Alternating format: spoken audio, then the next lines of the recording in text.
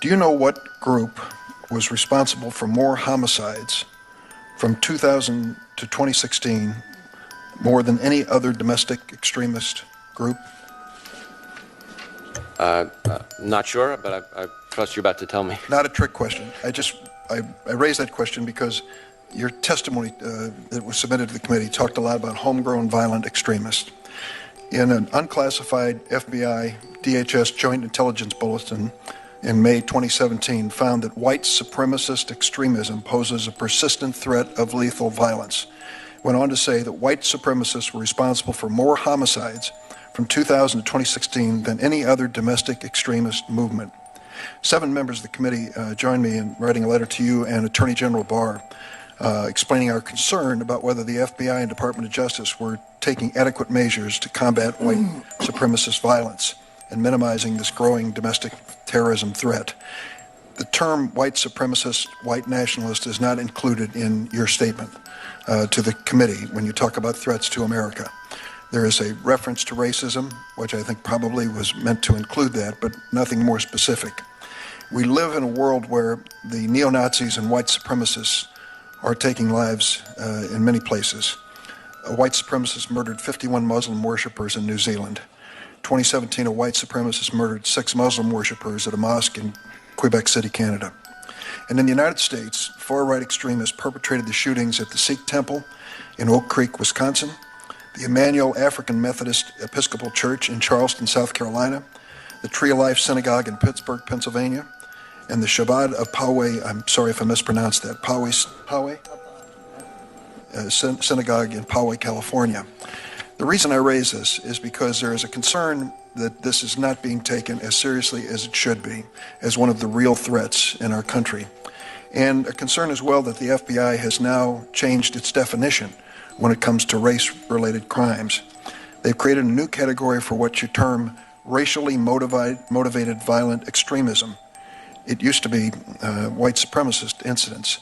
Could you explain to me why there was this change, whether you consider this a serious threat, and what you're doing about it? I ask you this in the context of a national conversation that's taking place every single day under this presidency about the issue of race and incitements to emotion and violence by the people who are using race as the motivator. So, Senator, first, let me sort of unpack your question a little bit. Needless to say, we take domestic terrorism or hate crime, regardless of ideology, extremely seriously, I can assure you. And we are aggressively pursuing it, using both counterterrorism resources and criminal investigative resources, and partnering closely with our state and local partners. In just the last little while, we've had cases involving, for example, the Coast Guard lieutenant who was planning an attack on elected officials and TV anchors here in this area. We've had militia members. Was that motivated by a white supremacy belief? I think it would be a version of that, certainly. Our focus, when you asked about the categorization, our focus is on the violence. We, the FBI, don't investigate ideology no matter how repugnant. We investigate violence. And any extremist ideology, when it turns to violence, we're all over it. And we've had, in fact, and that you don't have to just take my word for it, just in the first 3 quarters of this year, we've had more domestic terrorism arrests than the prior year. And it's about the same number of arrests as we have on the international terrorism side. I ask you to clarify that, because when you talk, I don't know if we're talking about the same thing, but when you talk about homegrown violent extremists, and I talk about domestic violent extremists, are we talking about the same thing? No.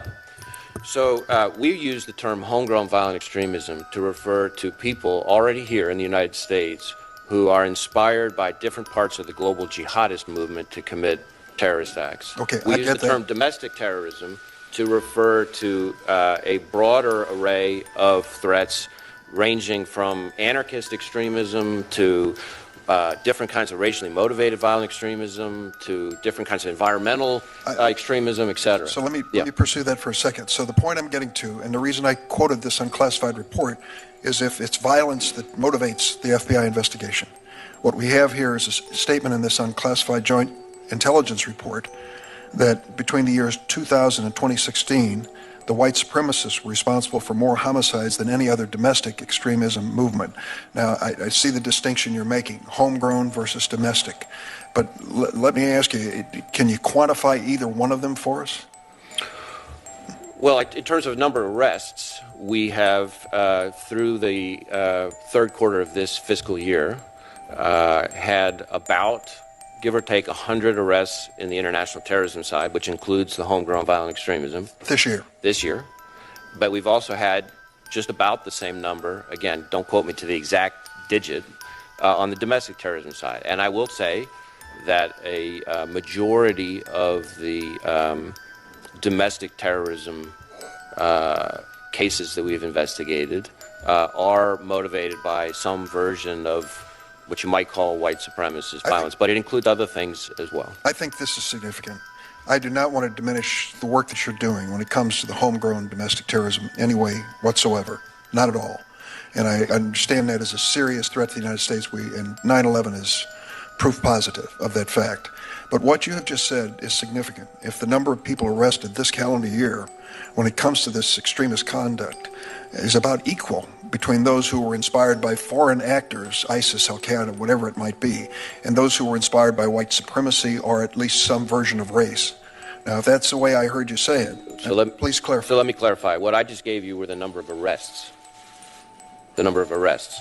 That's not necessarily the same thing as the number of investigations. Well, right? So that's an important distinction. Assuming the integrity of your department, which I will, the fact that they would make an arrest, it is with the belief that a crime has been committed.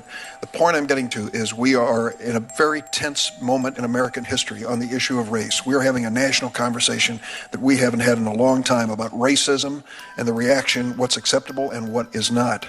And what I'm asking you from the FBI point of view, and what you've told me, is that we ought to take care, as seriously as we take foreign-inspired terrorism, there is a domestic terrorism underway in the name of race that is as threatening in some respects as the foreign terrorism. That's the way I hear it.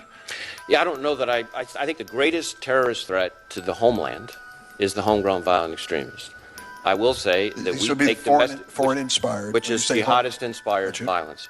That does not mean, by any stretch of the imagination, that we don't take domestic terrorism, including hate crime committed on behalf of some kind of white supremacist ideology, extremely seriously. And we have had a number of very significant arrests. I mentioned the Coast Guard one, but we had militia members in Cleveland stockpiling explosives to build pipe bombs. We had the Cesar Sayoc case involving the package IED. We had the Rise Above movement, where we arrested 8 different people on federal rioting charges. One of them fled to El Salvador, and we got him back. We had the Tree of Life synagogue shooting case, which you mentioned, and the shooting outside San Diego, the attack in the synagogue there. We got 29 count, I think it was, conviction and life sentence related to the Charlottesville matter. So make no mistake, the FBI, working with our state and local law enforcement partners, is all over this. Thank you very much.